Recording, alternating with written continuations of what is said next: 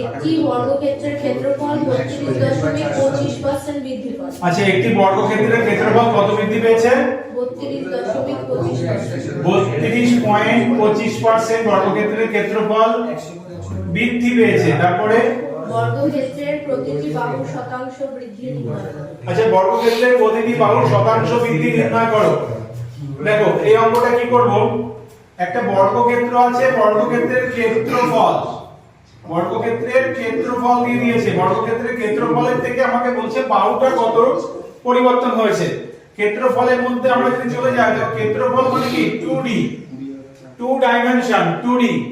আর যদি আমি পরিসীমা বলতে চাই, পরিসীমা গুলো কি হয় 1 ডাইমেনশন 1D।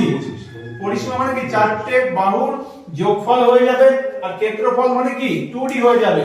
আর কিউবয়েড দিয়ে দিলে 3D হয়ে যেত। তাহলে আমি 2D থেকে, আমরা খেয়াল রাখবো 2D থেকে যখন 1D তে যাব তখন আমরা এটাকে কি করে দেব, রুট করে দেব। ঠিক আছে, আর কি 2.25% কি হয়েছে, ক্ষেত্রফলে বৃদ্ধি হয়েছে। তাহলে আমি যদি বলি প্রথমে আমার ক্ষেত্রফল ছিল 100, এবার 100 থেকে 2.25% যদি বাড়ে তাহলে কত হবে, 100 কত হয়ে যাবে, 132.25।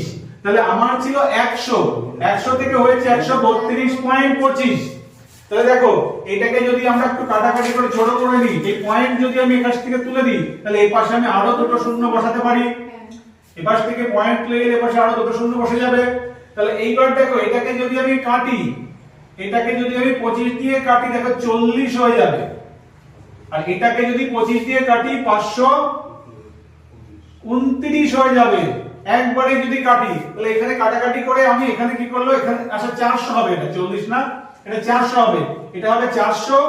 মানে এই রেশিও থেকে আমার মেরে এটা হয়েছে, এটাকে কাটাকাটি করে আমি শর্ট করে দিলাম, অঙ্কটা সহজে করার জন্য শর্ট করে দিলাম। তাহলে আমার 400 থেকে হয়েছে কত, আমার 200, এই 529। Find the percentage increase in each side of a square. স্কয়ারের প্রত্যেকটা সাইডের পার্সেন্টেজ কত করে বাড়ছে। তাহলে এই প্রত্যেকটা সাইডে যখন চলে যাব, তখন যখন সাইড বের করতে যাব আমি এটা দিয়ে, তখন কি করব, এই 400 কে আমরা কি করব, এটাকে আমরা রুট করে দেব। আর এদিকে 529 কেও আমরা রুট করে দেব। তাহলে 400 কে রুট করলে কত হবে, আর 529 কে হয়ে যাবে 529 23 এর স্কয়ার। তাহলে আমি বলতে পারি কি, আমার ছিল একটা সাইড প্রথমে ছিল 20, সেটা বের হয়েছে 23, 20 থেকে বৃদ্ধি পেয়েছে 3। তাহলে বৃদ্ধি যেটা পাবে সেটা উপরে, আর যার থেকে পাবে সে নিচে। 20 এর উপরে 3 বৃদ্ধি।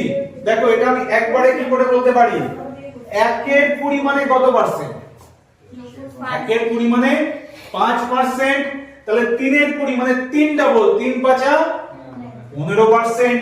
দেখো তাহলে এটা দিয়ে যদি 100 দিয়ে গুণ করে দিই, সেই আমার বেরিয়ে যাবে 15%।